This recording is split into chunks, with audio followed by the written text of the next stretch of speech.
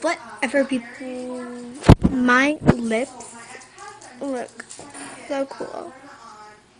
See? Mm. Let me show you how to do these lips. So let's get on with the clip.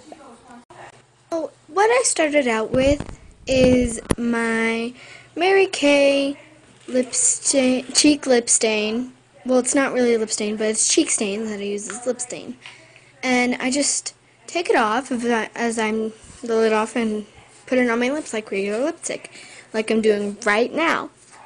And it's just really simple to do, and sooner or later you can get a matte look, but how I get my matte look is I use toilet paper and blot. So yeah.